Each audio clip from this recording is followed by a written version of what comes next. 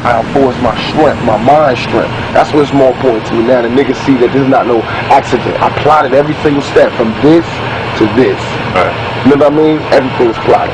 It's still that the next shit is called Illuminati, because that's really what the Illuminati's on. That's why I put the K to it. Because I want the niggas is telling me about this Illuminati shit while I'm in jail, right? Like, the dollars. Right. That's another way to keep your self-esteem low. That's another way to keep you unconfident. Right. And I'm putting the K because I'm killing that Illuminati shit.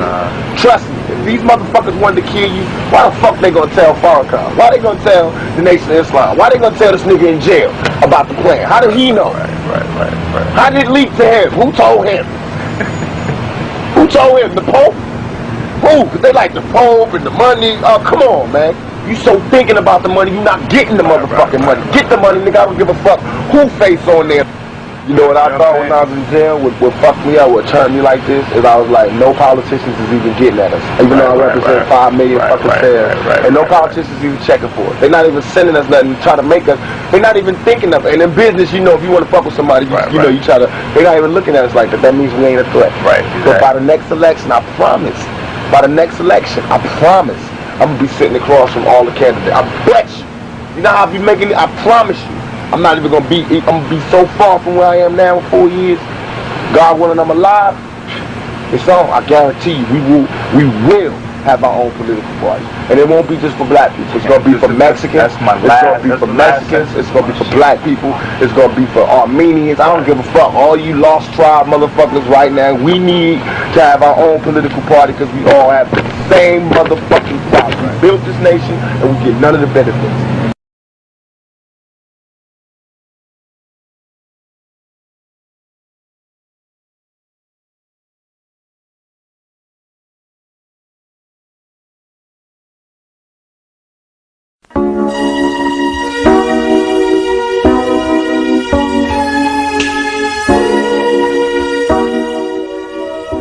2pacTupac Shakur, breaking the oath.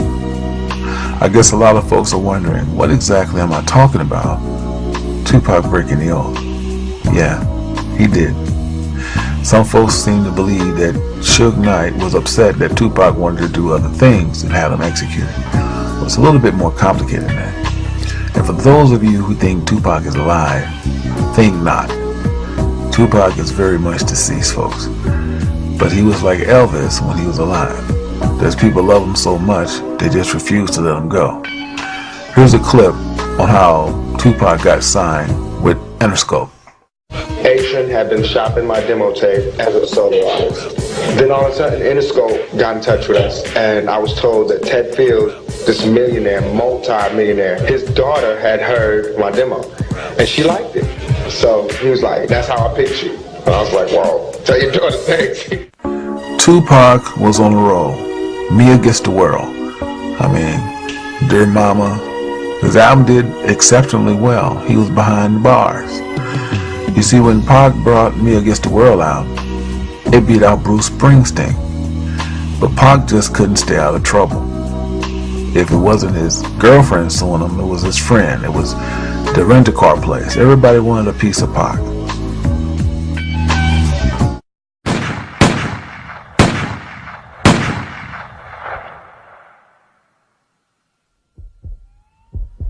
Central, I got a black male shot at 48-7.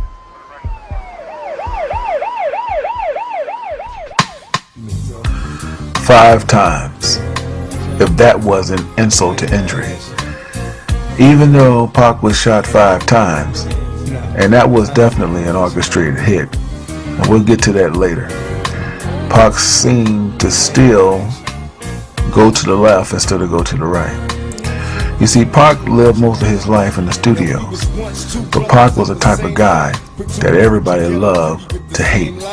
So no matter where he went, he still found himself in lots of trouble.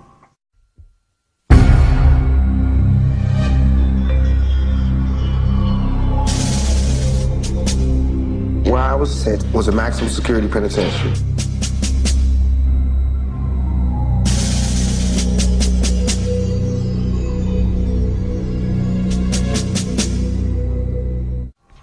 When Pac did his small bid in the penitentiary, Jimmy Iovine, and all the bigwigs out of Interscope just about had enough of Pac.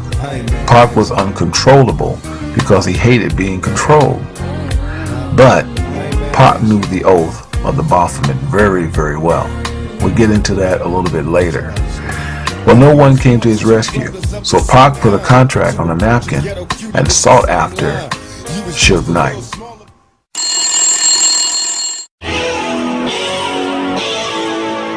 Rapper, actor, and sex abuse convict 2pacc Shakur walked out of a New York jail last week, bailed out to the tune of $1.4 million by Suge Knight of Death Row Records, which has signed Shakur to a record deal. Tupac made the worst mistake of his life to team up with Suge Knight. Now don't get it twisted. Tupac already agreed to the oath of the Baphomet when he signed with Jimmy Iovine on Interscope, because that's the only way you're going to get a deal. Seen in this picture, you can see Suge throwing up the Baphomet. That's how Suge get down. That's how Suge get paid. Suge Knight encouraged Tupac to keep this East Coast West Coast thing going because it was good for the money. But when the blood started spilling on Tupac's hand, Tupac got a little bit discouraged. And the East Coast West Coast thing is something that the journalists and people are making up just to get paid off this so it can drag out and everybody can have albums. They're perpetuating this so it could be drama.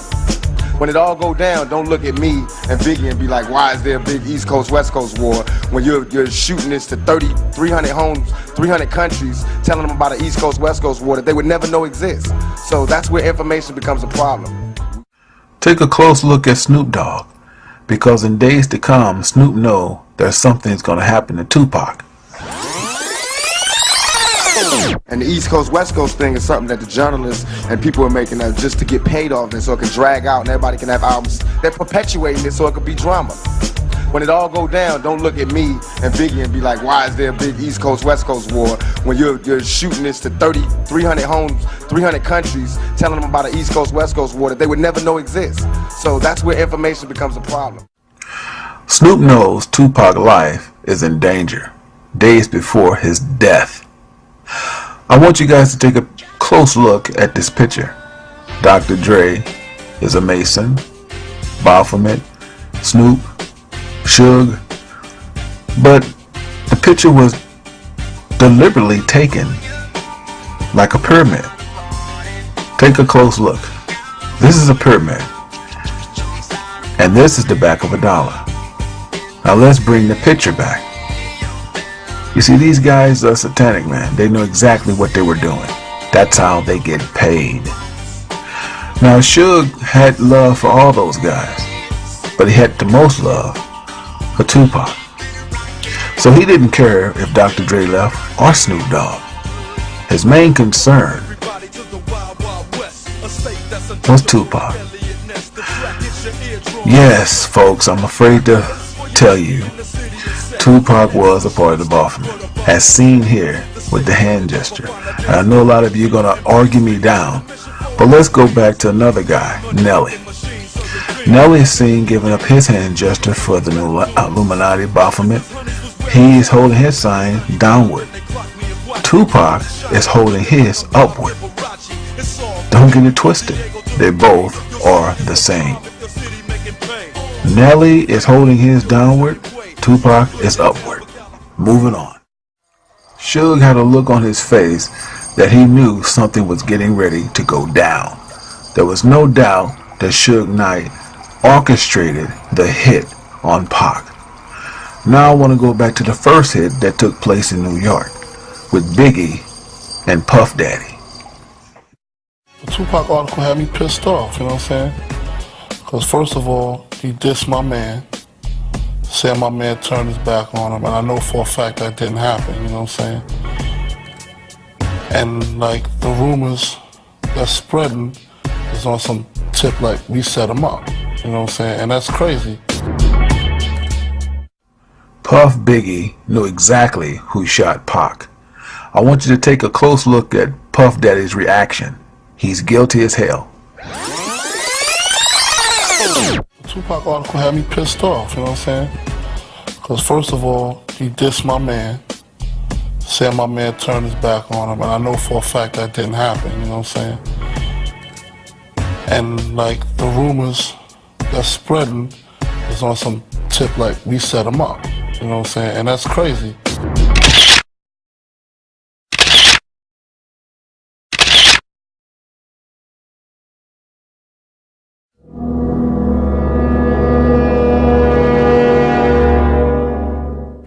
I know what good morals are, but you're supposed to disregard good morals when you're living in a crazy, bad world. If you're in hell, how can you live like an angel? You're sitting here surrounded by devils and you're trying to be an angel? That's like suicide. You notice in the statement Pac said, how can he be an angel surrounded by devils? Pac knew everyone that he was encountering with was a part of the Baphomet. Pac was also obsessed with death. That's why he had a bracelet made with the angel of death wrapped around his neck.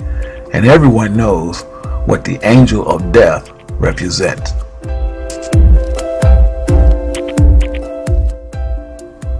Tupac dissed Dr. Dre, calling him out, saying that Dre can't make up his mind on men or women. When Dre should be producing, he's upstairs sucking dick, eating pussy.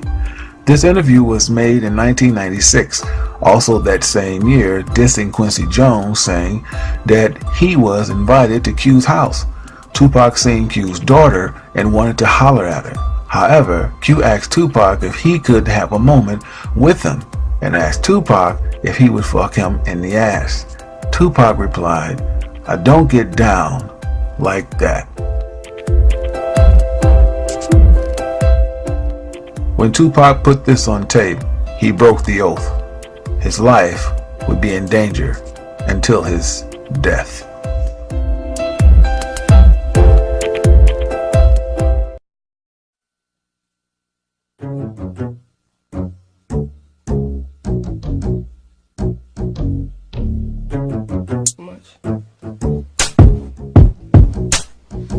I would love you even if you had no ears to listen, had no vision. Because if love is blind, why do I keep having to change my prescription? Love you even if you didn't have no legs, cause you couldn't walk all over my heart. Where do I start from the beginning? I love you despite your bad breath. I'll just blow kisses and walk with my hand over my mouth before I have to leave you. Believe me, I love your dirty draws. I get nervous when I see you, you see me. My heart beats a little differently, my stomach not butterflies, just flies. Normally, when Tupac talks, he talks with a lot of character. But in this clip, he's trying to convince everyone he didn't sell his soul. The reason I am who I am today is because I can look directly into my face and find my soul. It's there. It's not sold. I didn't sell. I didn't sell. Sold. I didn't sell. It's there. It's not sold. I didn't sell. I am who I am today is because I can look directly into my face and find my soul. It's there. It's not sold. I didn't sell it. In 1996, things started to get really ugly for Pac. Pac had got to the point where everything he'd become, he still wasn't happy. You would think doing movies, being in sitcoms, being cameo appearances, it would brought him joy. But the thing that was troubling Pac is how he got it. See, Pac knew the truth, and the public didn't know the truth. He knew he sold out to Baphomet to get a recording deal. That's the only way you get in Hollywood. You have to sell out to the Baphomet. That's just one part. If you want to be in movies and star in movies and change your whole career, you have to go to the director's couch. By this time, Pac was feeling suicidal. I felt like just a prisoner to my own fame. That's why I wanted to die at that point. I felt like if everybody was so goddamn worried about me, why ain't nobody came to help me? Tupac, go ahead and rock now this. I clown around when I hang around with the underground. Girls used to frown, say I'm down when I come around. Gas me, and when they pass me, they used to diss me, harass me. But now they ask me if they can kiss me. Get some fame, people change, wanna live their life high. Same song can't go wrong if I play the nice guy. Claiming fame must have changed now that we became strong. I remain still the same, cause it's the same song. I look back with the greatest fondness. Those were like some of the best times of my life. It was the best time of his life because when Pac was with Digital Underground, he was just a dancer. He didn't have no strings. He didn't have to take no oath. But Pac wanted more, and he didn't know what was behind the green door. So when they approached him, Jimmy Iovine, Tom Wally, and also Ted Phil. Ththese guys are multi-millionaires. Pac had to take the Baphomet. He didn't know what this was, but he was down with it. They always let you taste the fruit before it goes sour. So everything started happening for Pac. The movies, his record being good, no matter if he was behind bars. Because remember, the elite make you a star. You don't even have to promote. They'll see that your recording sells because they own the industry. Pac would not find this out until he just about had enough of everybody coming to him for some sex, for some money, for some drugs. By this time, Pac has had enough, and he let it be known in 1996. He is a dope producer, but he ain't worked in years. And I got tired of that. I didn't think we needed that. I think we didn't need that. And he was owning the company too, and he's chilling. He owning the company, he's chilling about fucking dick, eating pussy. I'm out here in the street, you know what I mean? Whooping niggas' ass, starting wars and shit, putting it down, dropping albums, doing my shit. And this nigga taking 3 years to do one song. I couldn't have it. But it was not my decision. It was Suge's decision. Suge the one that was coming to me, because I was soft on it. Like, you know, well, fuck it, we just keeping it in the dark. See, Suge knew that Pac was kind of green. He told Pac the things he wanted to hear. He acted like a big brother. He told Pac, if you ever get tired, you can go do anything else you want to do. I'll support you. He also let Pac know that don't ever go against the oath. That was a big pet peeve because Suge is a Mason. And also, Suge is a part of the Baphomet. That's how he get paid. So Suge do a candid interview to make it like he's all for the artists, and he's really not. He's for the elite. I mean, I don't consider my people artists. I consider them family. It's just a big difference. If they decided to turn in rapping or singing, they still be my homeboys. We still travel together. If they need something, because mine will still be theirs. It's still the same thing. It's not no situation where I'm dealing with them strictly for business because they're good. Because they don't go like that. You gotta have a more, respect for your people. Plus, we got a Death Row East going on. Crusher, you heard about that. Yeah, tell me about that. Well, hello. Damu! Damu! Sit! I used to rule the world. Caesar rise when I gave the word. Now in the morning I sleep alone. Sweep the streets I used to own.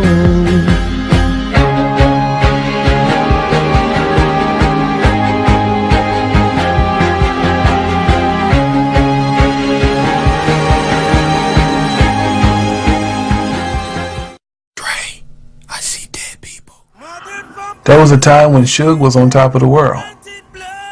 Nevertheless, Death Row and all the Suge access was frozen and liquidated. You would think he would be broke. But see how he's throwing up the Baphomet? Nah, they take care of their own. Especially after organizing the success hit on Pac. So he might be without Death Row, but he's not broke. Suge enjoyed the idea of the rivalry in East Coast, West Coast. That's why he was so candid to talk about it on film. I'm going to show this little invitation, this congrats that Quincy Jones sent Tupac. Tupac was not hearing this.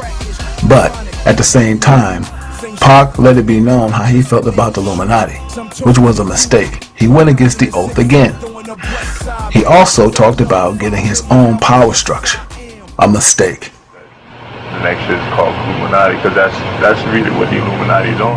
That's why I put the K to it. Because I wanted the niggas is telling me about this Illuminati shit while I'm in jail, right? Like, the dollars, Right. That's another way to keep your self-esteem low. That's another way to keep you unconfident. Right. And I'm putting the K because I'm killing that Illuminati shit. Trust me. If these motherfuckers wanted to kill you, why the fuck they gonna tell Farrakhan? Why they gonna tell the Nation of Islam? Why they gonna tell this nigga in jail about the plan? How did he know? Right. How did it leak to him? Who told him? Who told him? The Pope? By the next election, I promise, I'm gonna be sitting across from all the candidates. I bet you. You know how I be making it? I promise you. I'm not even gonna be. I'm gonna be so far from where I am now in 4 years. God willing, I'm alive. It's on. I guarantee you, we will have our own political party. Staring at the world through my rear view. Scream to God, he can't hear you. Heart beating fast, time to die. Watch the time fly. Staring at the world through my rear view. Scream to God, he can't hear you. Heart beating fast, time to die. Watch the time fly. Wow.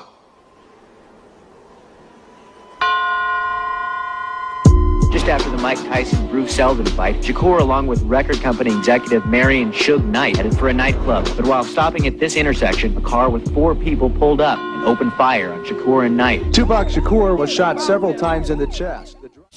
Calls was made to Paramount to put all of Tupac's works on hold, especially the 2 movies were scheduled for release early '96, Gridlock, Gang Related.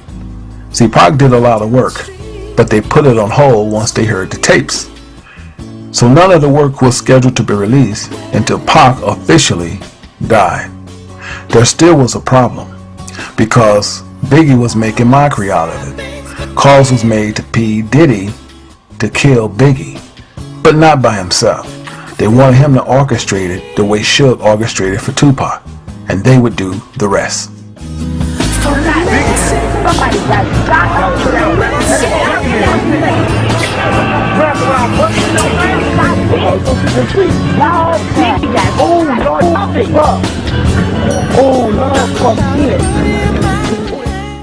Tupac was not killed over disputes about wanting out of Death Row Records. Tupac was killed because he broke the Illuminati oath. Shalom. Glad to be here. Thanks for having me. Najee, thanks for having me. And Jared, thanks for giving me my first interview on WPFW a while back. I spent about 15 years working on this project.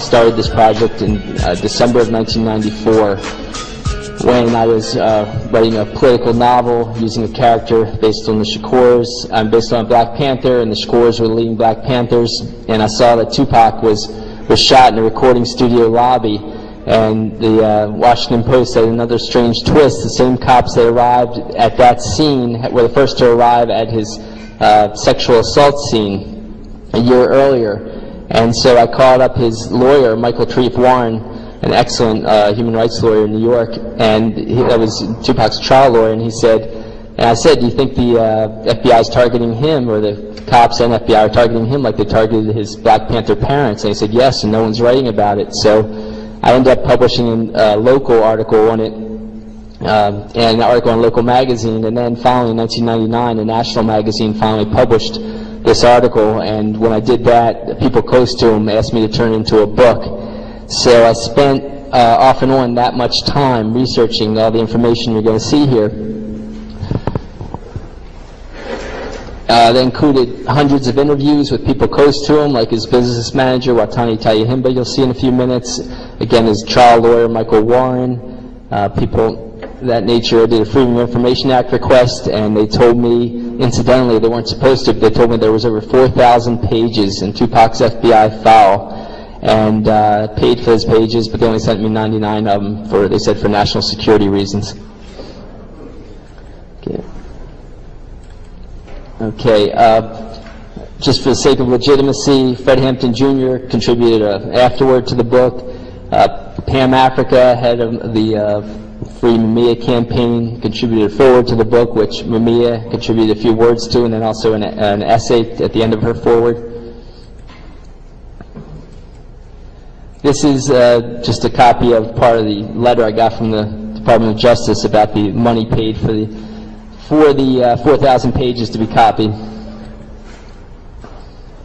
This is Watani Tayahimba, Tupac's longtime business manager, who was a former Los Angeles-based Black Panther, and then was a co-founding leader of the New African Peoples Organization, and he was a longtime family friend and mentor of Afeni and Tupac Shakur. This is Fred Hampton Jr., and again, I'm sorry, it looks like I'm having problems with these things. I'm having problems with technology, and these are going out of order, but I'm going to just talk about them anyway, each slide. This is Fred Hampton Jr.'s group, the Prisoners of Conscience Committee.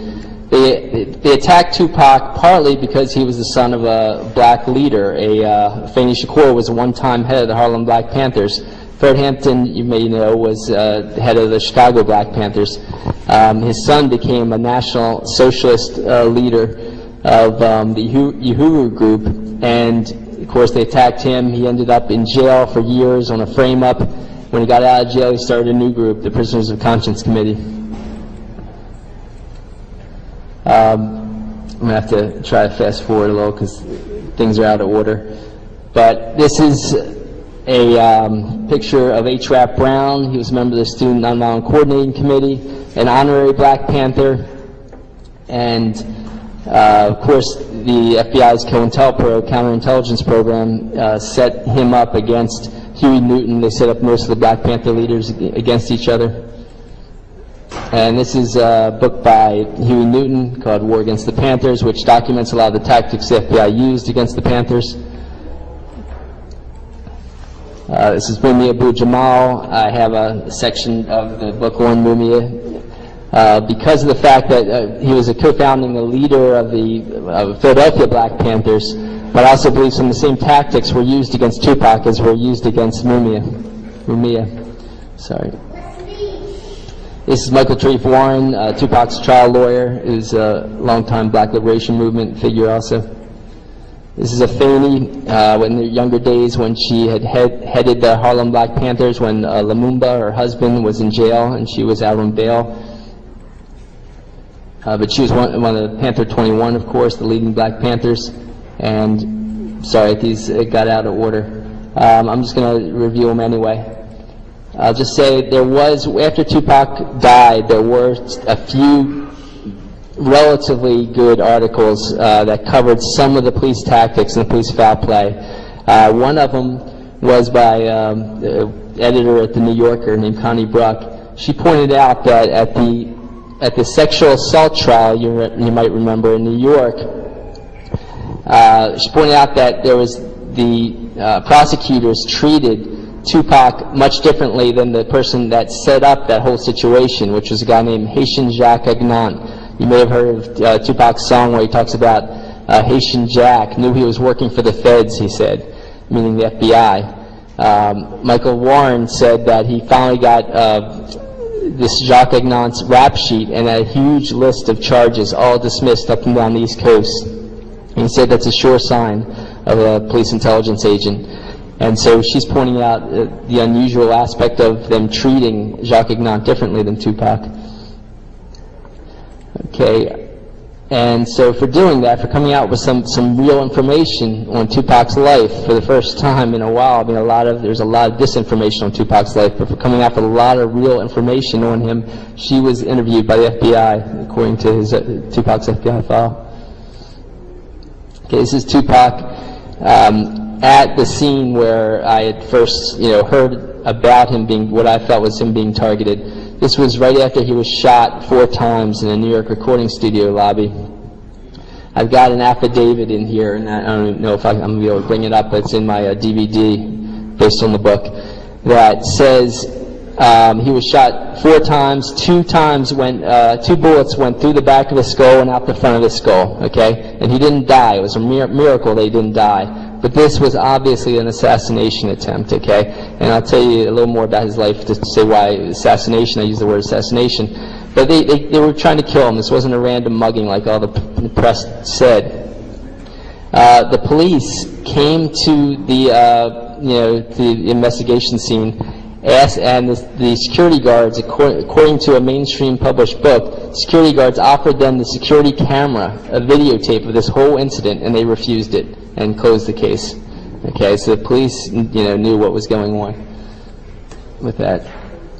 This is Lumumba Shakur, founding member of the Harlem Black Panthers and Afeni's first husband. Now, in my book is subtitled U.S. Intelligence's Murderous Targeting of Tupac, MLK, Malcolm, Panthers, Hendrix, Marley, rappers, and linked ethnic leftists. I'd like to say, we shouldn't separate these incidents. They're all under the umbrella of U.S. intelligence targeting for radical activism, good activism, I should say, good radical activism to help the general population. So I have a chapter, and this man, William Pepper, was a friend of Martin Luther King's before he died. He was a journalist then, he became a lawyer after that. He ended up doing about a 20-some-year investigation and came out with many of the tactics that were used by U.S. intelligence to assassinate Martin Luther King. He also represented the Martin Luther King family in a historic trial in 1999, which most of you probably never heard of because it was so buried by mainstream media. If they did cover it, they distorted it in a huge way. The King family won a trial saying that against one of the co-conspirators with the government in the assassination of Martin Luther King. And in all of his research, we come up with a lot of tactics that I found were also used against 2Pac Shakur's family and 2Pac Shakur himself. Of course, Malcolm X was a huge inspiration for the Black Panthers, for 2Pac. Him and Martin Luther King were getting very close before before Malcolm's death. Now, an undercover U.S. intelligence agent infiltrated Malcolm's group. He rose to head of security, and he was the first person to arrive at Malcolm X's body when he was assassinated. Now, William Pepper showed that the first person to arrive at Martin Luther King's body was also an undercover agent, a military intelligence agent named Merrill McCullough. The one that first came to Malcolm X's body was named Eugene Roberts. He ended up staying undercover to the point that he then became part of Afeni Shakur's New York Black Panthers and framed them, and then in court came out as an agent and testified against the Panther 21, Afeni and her fellow Panther 21. So he revealed himself. Merrill McCullough never revealed himself, but right after Martin Luther King's assassination, where they have a picture of him at his body, the first person at his body to check on life signs to make sure the assassination worked, he got promoted to the CIA after that incident, after the assassination of Martin Luther King. I'm sorry. My policeman, it was some motoring misdemeanor. He just turned around and said, "Oh good, this must mean you found my television." I tell you what, if I was a policemanist and my chief Freemason came into the office one morning and said, chief constable. Okay, we know some of this from whistleblowers. We know some of what happens with the CIA and the FBI from whistleblowers, like Victor Marchetti, the highest level whistleblower in the 1970s. And I'll just say, I'm going to go back. Well, I'm going to touch on this in a minute. Victor Marchetti said the huge majority of CIA leaders were from the super rich, white Anglo-Saxon Protestant families. They were heavily bigoted, heavily bigoted. Another woman named Frances Stoner Saunders wrote a book called The Cultural Cold War about the founders of the CIA, all from the super rich family, the Rockefellers, the Mellons, the Harrimans, you recognize a lot of the names, J.P. Morgan, etc. They were incredibly bigoted. Of course, they were incredibly racist, but they're also bigoted against all ethnic groups. For example, after World War II, they saved these Nazis. They saved, the Bush administration today, this current Bush administration even admitted that they saved over 100 Nazis. But professors like Peter Dale Scott of the University of California, Berkeley, wrote an article with these pictures in it that said they saved thousands of Nazis, spread them all over the world, and had them do U.S. intelligence and British intelligence bidding. A large portion of these Nazis were actually sent throughout Latin America.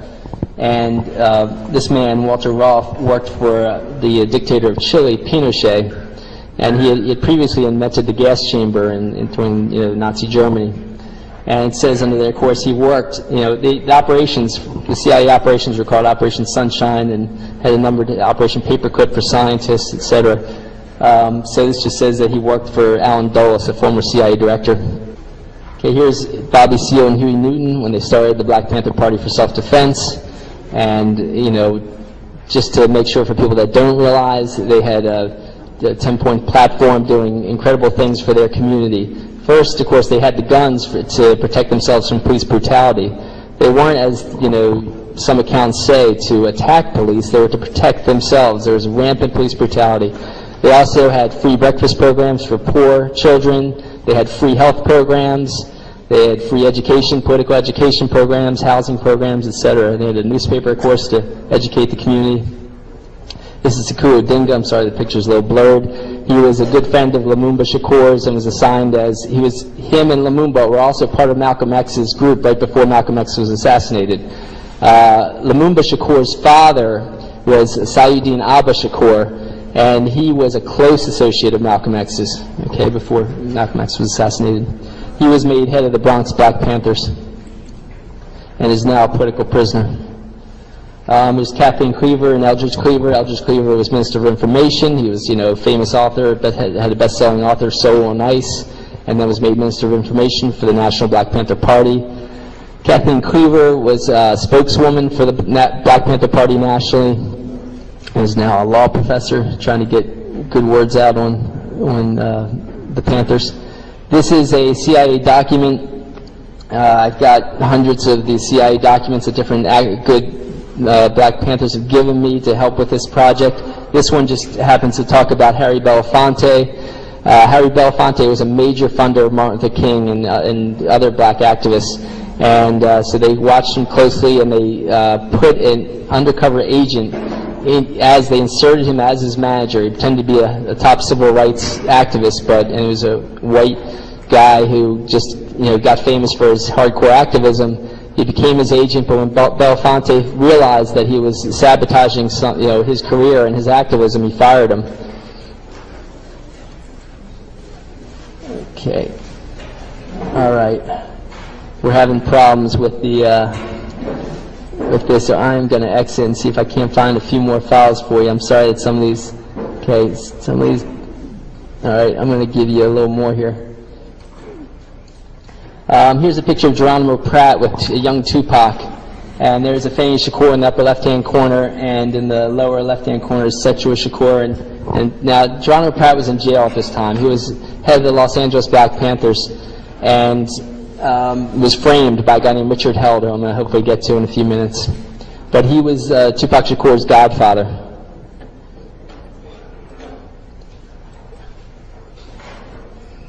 Okay, I'm hopefully going to be able to get you more than this.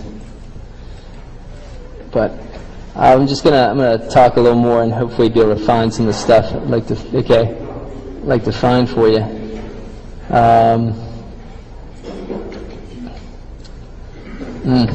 Sorry guys, technological problems for sure. Yeah, okay. So I'm going to look for them and talk at the same time because the information is more important than the pictures, I think. I'll just say, so I'm going to give you a new version of Tupac's history. Before he died, okay, an East-West Panther War was created by the FBI. The FBI sent fake letters, had undercover agents pitting Panther leaders against each other. The biggest, and it turned out, the media hyped it as an East Coast versus West Coast Panther War, according to Kathleen Cleaver. They pitted Afeni's New York Black Panthers against the California-based Huey Newton's California-based Panthers. Okay, they ended up aligning New York's Panthers with Eldridge Cleaver, who they attempted to assassinate with a fuselage of bullets. They just, they tried to kill him. He ended up going to Algeria with Kathleen, started a Panther in Exile group there, and then they pitted him and Newton against each other. Okay, and if it's East-West versus, East versus West Panther War sounds familiar, of course it should. They use the same tactics for the East Coast versus West Coast rap war. I found the same anonymous letters coming to Tupac in jail, strangers telling Tupac, you don't know who shot you? Of course, it was Biggie, your friend Biggie, that set you up for a shooting. Okay, and how could they do that against Tupac in jail? Tupac is brilliant, I'll tell you how brilliant he was, because they were torturing him in jail, but I'll get into that in a minute too. So we found a lot of the same tactics used against the Panthers. So Afeni Shakur represents herself in court. She's credited for getting all the Panther 21 off in court. She gets out of jail. Her and Lumumba end up divorcing, but she ends up moving in with Lumumba's adopted brother, Mutulu Shakur, who was a co-founding leader of the Republic of New Africa, which was a huge national group, a very highly respected national group of activists. And he was also doing acupuncture, and he was head of the Lincoln Detox in the Bronx, where I happened to study acupuncture myself. Of course, long after him. But he was highly respected. He was doing great work for addictions in the Bronx, and he was doing such good work, the city decided to close his detox down, his clinic down, and because he was also doing political education. He was doing political education with a number of different activists from the Students for Democratic Society, Puerto Rican independence activists. He had like a rainbow group of activists doing great work in Lincoln Detox. When they closed Lincoln Detox down, some activists decided to appropriate, they call it expropriate money by robbing banks. Now, Mutulu ended up going to jail for one of these bank robberies. There was no, he actually wasn't even charged with the actual committing of the robbery. He was charged with conspiring to commit the robbery. There was no physical evidence that he even conspired to commit the robbery, okay? But conspiring is usually how they get activists or they get anyone they want to charge, by saying you were loosely involved, you knew of it in some way, shape, or form. So they ended up, putting loads and loads of people in jail for conspiring to commit the crime. It turns out their top witness was the guy who actually shot a bank truck driver. Their top witness. That witness was found to be an informant. An informant is usually someone who's been paid by the FBI. Someone being paid by the FBI, we really should call an agent, not an informant. So this undercover agent is the one that actually did the murder that Mutulu ended up going to jail for. This guy got 6 years for that murder. He got out in 6 months. Mutulu got 40 years for conspiring to be involved in that situation. Okay, and Shakur Odinga was a co-founding member of the Black Liberation Army with Zaid Shakur, Mutulu's brother. Also, Zaid ended up getting killed with Asad Shakur, but he had founded the Black Liberation Army. But Shakur Odinga ended up going to jail for that incident. Okay, I'm just going to move up a little bit here. Now, Tupac grew up with Mutulu as one of his top mentors. Geronimo Pratt was in jail on a frame-up, but was another of his top mentors. And that's why, of course, and Afeni, his mom, was a top mentor, and that's why he had such a revolutionary mindset. He was asked by a priest when he was 13 years old, what do you want to be when you grow up? And he said, a revolutionary. And I think he never lost that mindset. He just changed his tactics. By the time he was 17, he was incredibly precocious, for one thing. Professor Michael Eric Dyson said that he had read hundreds and hundreds of PhD-level books before he got out of his teen years. He would take Shakespeare plays, rewrite them, and produce them and star in them, in California. And he was also incredibly well respected to the point that he was the youngest ever elected chair of the New African Panthers, which was the young adult group of the New African People's Organization. It was active in 8 cities nationwide. And it was about the same ages as many of the original Black Panthers when they started the Black Panthers across the country. So it was a very serious group that he was running, activist group that he was running. So he was already a black activist leader, national black activist leader, before he broke into rap at the ages of 17 and 18 years old. And he was very serious. He was the top newspaper salesman for the group in California. Panther Power was a newspaper insert that he created. So after he got, to out of, I'm going to expand this, I guess, maybe that will help. It makes me lose the side. Is there a way, Najee, is there a way to get this? There we go. 1 second, guys. So after he got out of the Panthers, he broke into rap with Digital Underground. Digital Underground invited him for a tour. And he decided to leave his Panther leadership to do that because he thought maybe he could have a bigger mouthpiece and more influence as a rapper. Digital Underground had already made it big by that point. And then, of course, he broke out with his first solo CD. Now, this was the first assassination attempt, I believe. Within days, several days of his MTV worldwide release of Trapped, of the song Trapped on his first album, Tupacalypse Now, police stopped him for jaywalking. They then proceeded to pound his head against the curb and choke him unconscious, according to legal documents I have in here. I found 2 articles that noted that when police had someone in custody that way, it resulted in the victim's death. Okay, choking them unconscious and pounding their head against the curb repeatedly. So I think that was the first assassination attempt, partly because of timing, partly because it happened in the San Francisco Bay Area. Now, in the San Francisco Bay Area, there was a man named Richard Held who was head of the FBI office. Richard Held had framed Tupac's godfather, Geronimo Pratt. He had also played a crucial part in creating the East Coast versus West Coast Panther War. Huey Newton ended up getting into the same jail as Pratt in the late 1980s, okay? Tupac was head of New African Panthers at that time. He said he was consulting with Pratt and Huey Newton on his Panther leadership. Huey Newton actually was split from Pratt by the East Coast versus West Coast Panther War. In prison, they decided to come together and end the East Coast versus West Coast split, and they started working together. And in August, which is an important date, in August of 1988, Huey Newton held a press conference. He was released from jail, and instead he said, "I'm not leaving jail until they release Geronimo Pratt." And a lot of press covered it. I got the newspapers in that area that covered this. Exactly 1 year later, he was assassinated. Huey Newton was assassinated. I got the articles that cover that assassination, and they say, and the press often reported it as a botched drug deal, but eyewitnesses say that he was shot once to put him on the ground and twice in the head, which is a known U.S. intelligence assassination, way of killing someone. A lot of other evidence showed that Richard Held, the FBI agent in charge, orchestrated it and then tried to cover it up. Okay, and that 1 year anniversary timing I found was also used, William Pepper said it was used to assassinate Martin Luther King. When the exact year anniversary, he said, of Martin Luther King saying he opposed the Vietnam War in 1967, exactly 1 year later he was assassinated. And he says he does not think that was a coincidence. He thinks that was a purposeful timing tactic to warn other people off from opposing, other top leaders from opposing the Vietnam War. I then found this in Tupac's life. Exactly 3 years after Huey Newton's assassination, there was the Marin City Festival. Did anyone hear about a little boy being shot at the Marin City Festival?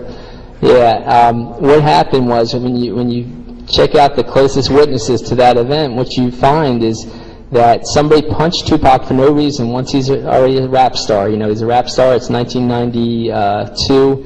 People signing autographs. He's an honorary guest at this Marin City Festival, signing autographs. Someone punches him in the face for no reason.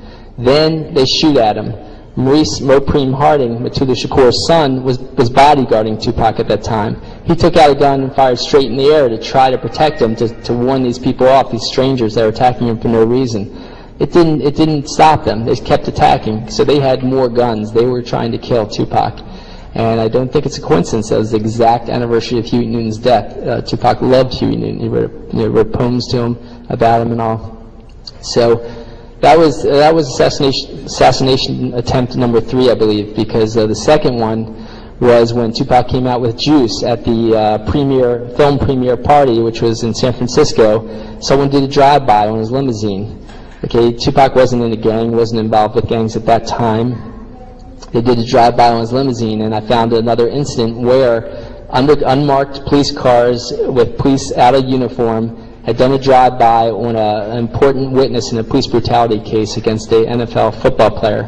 And so these tactics have been used before, okay? These are 3 tactics early on, okay? Then Tupac got bigger and bigger, of course, as a rap and film star, we know.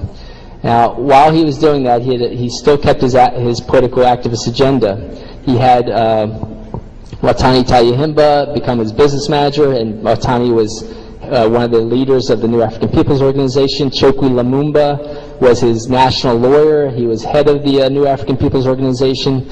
Tupac had developed a plan called the Thug Life Movement with Mutulu Shakur, who was in prison still.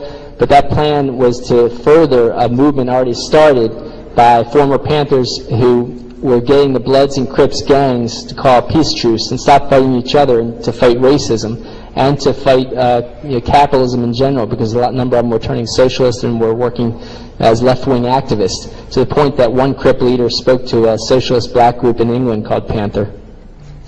So, and we also know that Monster Cody Scott had turned into a Marxist. His best-selling book talked about his Marxist conversion, and he changed his name to Sonika Shakur out of tribute to the Shakurs before Tupac died. So Tupac was actually having a lot of success with this and furthering this gang peace truce movement that was spreading throughout the country. He was present at gang peace truce picnics. It spread across the country to the point that even the Latin Kings, New York's largest gang of Latinos, was converted to activism based on this peace truce movement. And so for that, he was a danger. He was a threat to U.S. intelligence, of course, and the super rich. So what happened next was he was in Atlanta, and you might have heard that he shot some cops. If you read the details, if you read the local papers, if you talk to his lawyer, which I did, I talked to his lawyer who talked to many witnesses, both white and black witnesses said that it looked like a gang of white people attacked Tupac's car. Top witnesses said, I talked to Watani Taihimba, said, gave me details too. Tupac's cousin was in the convoy, gave me details. Basically, a cop took his gun, smashed Tupac's window, and shot at him. Okay. And he was supposedly an off-duty cop. Of course, he wasn't in uniform. It was found that that gun was stolen from an evidence locker. They call that a throwaway gun. Gun you commit a murder and then you throw it away so you can't be traced to it. So that ended up coming out in the paper. So how did a black man get off of shooting two white cops several times in Atlanta? So Tupac got off completely. He got off completely because it was a botched assassination attempt, I believe, and they didn't want to reveal that. Okay.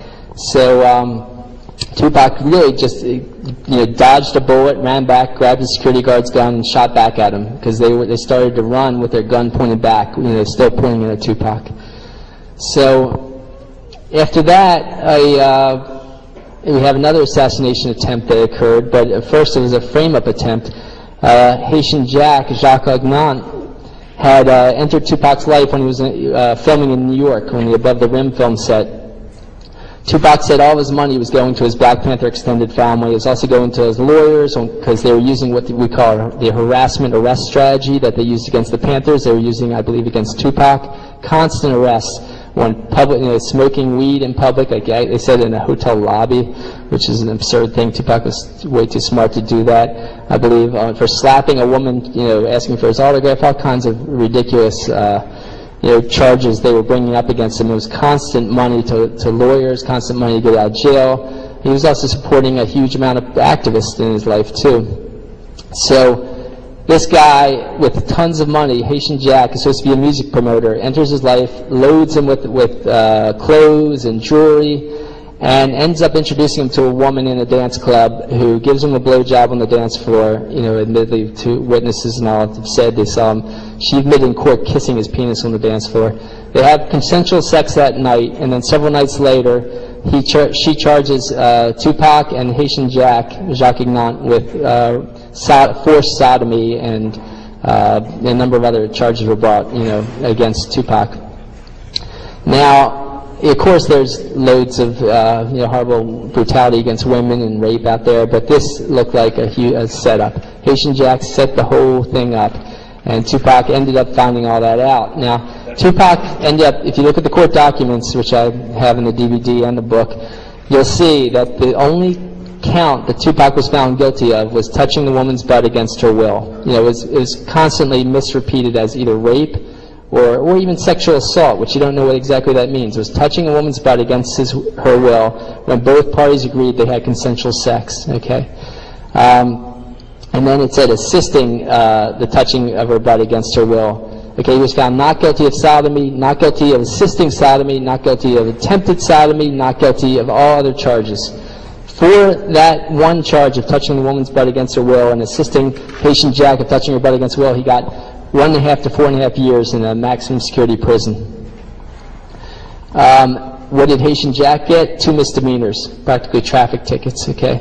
If you don't go to prison, there's only a few things, you got to be working with the police. So he ends up in prison, and then they transferred him from Rikers in New York City all the way up to Dannemora, New York, Clinton Correctional Facility. And why did they do that? Because they wanted to use penal coercion tactics, I believe. I've got a document on the 8 penal coercion tactics they use against activists in prison that Amnesty International put in a report. I found that all of those tactics were used against Tupac in prison. Plus, they tortured him. They Every time someone visited him, they stuck their gloved finger up his rectum, saying they were looking for drugs, even though they were, the whole the whole visit from his friends was in view of the guards. And so they scrambled his brain in prison, I believe. And they did this for two reasons. One, to set up the East Coast versus West Coast rap war between him and Biggie. And the other was to get him to sign to Death Row Records. He was on Interscope at the time, and Death Row kept asking him to sign. And what Tiny Tim had said he didn't know why. They kept asking them to sign to Death Row Records. And Death Row was even part of Interscope. It didn't really make sense to them. What they found is that Dave Kenner and Suge Knight, Dave Kenner is actually this white lawyer, who's the real owner of Death Row Records.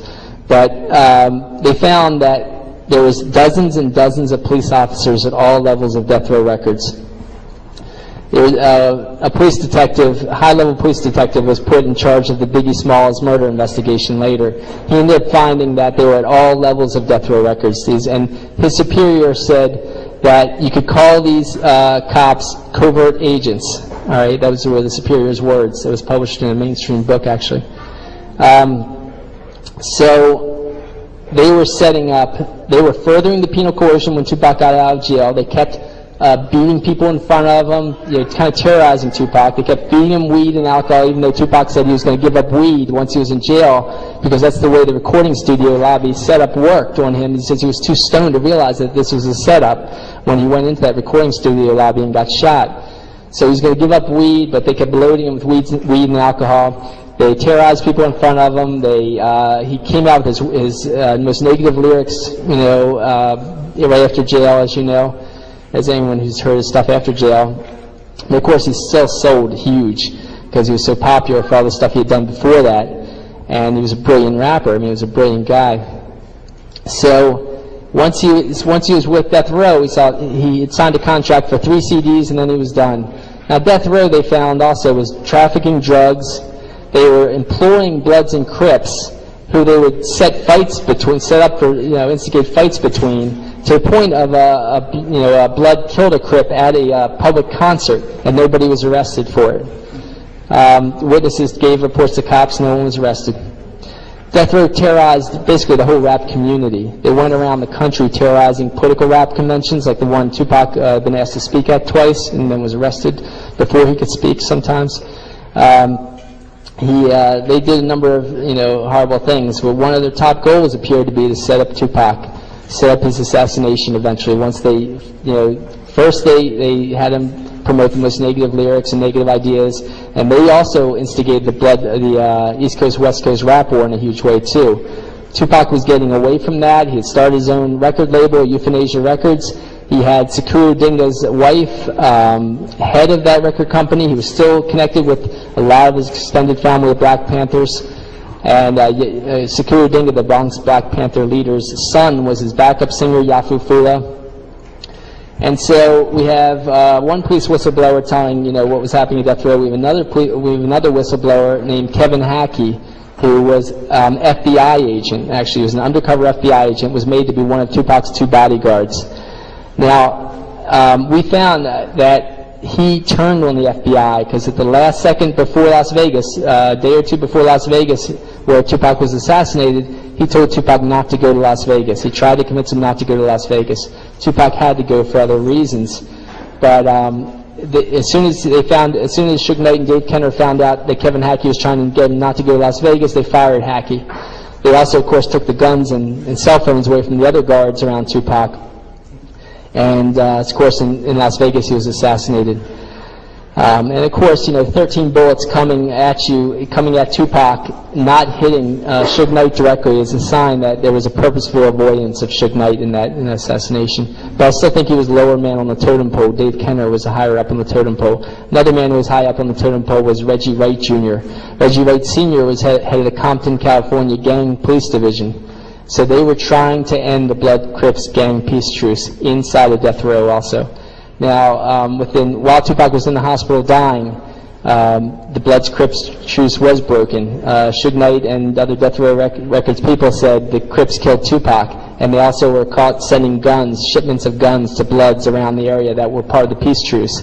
A lot of people died. A lot of Bloods and Crips died in that week until activists spread the word that no, the Crips didn't kill Tupac. We don't think the Crips killed Tupac, and it stopped. So the peace truce movement continued. But of course, they assassinated Tupac. Kevin Hackey ended up saying to the director of Biggie and Tupac that he had documents to prove that the FBI watched Tupac's assassination. They were in the cars of the convoy in Las Vegas when Tupac was assassinated. He said he was jailed for several months because of that, because of going against the FBI. And now he's scared, a little scared for his life, so he's not saying as much. But he's already been caught saying, the good things about, to impugn the FBI for orchestrating Tupac's assassination. So it didn't stop there. At the next Mike Tyson fight, months later, Yafu Fula, Tupac's backup singer, who I told you was Screw Dinga's son and was had rap star potential himself, was shot in the head. He was the top witness to Tupac's assassination. And he said he thought he could identify the killer. After that, of course, they killed Biggie, and even that police detective who was the lead investigator of Biggie said he thinks that his fellow officers killed Biggie Smalls to cover up Tupac's assassination, to make it look like part of the East Coast versus West Coast rap war. Now, since then, it's come out in some mainstream sources, though, of course, in a completely convoluted way, and Jared's told you a lot about the media, and I'm glad he did, and I have a chapter or two in the media myself. But it came out that there are rap units in New York has a police rap unit, and Los Angeles is a police rap unit. Miami Herald said those rap units are training rap units, other police units around the country to have a rap unit to attack rappers. So they are attacking political rappers. I think they're using the harassment arrest strategy, and I show evidence of that. I think they're trying to kill other rappers, show evidence of that. And they have killed other rappers. Run DMC, for example, is their top DJ was Jam Master Jay Mizell. The Baltimore Sun say he had become a social activist before his death, and he was shot in the head. There was a security video camera on him, and on in his recording studio when he was killed. The police have not told us anything that was on that camera, once again, just like the recording studio camera in New York. So I think I used up enough time. I've used up too much time, I'll just say one or two other things, guys. This is going on against black activist leaders. It's also going on against people like I found that the cops that assassinated Tupac were mostly from the Ramparts Division. That's one of 18 Los Angeles police divisions. The Ramparts Division was the division found to work with the CIA to assassinate Robert F. Kennedy. Okay, and that's an important thing to recognize, that they were targeting white activist leaders who turned radical too. And Richard Held, the guy that orchestrated Huey Newton's assassination, a year after that, orchestrated the bombing of an environmental leader named Judy Barry. A bomb went off under her car seat. She survived and died 6 years later, but he ended up being found, so guilty of orchestrating that incident that he had to retire early to get out of a major lawsuit she had where she wound up winning millions of dollars against him and against the government for that incident. So I'm going to stop there. Thanks, guys.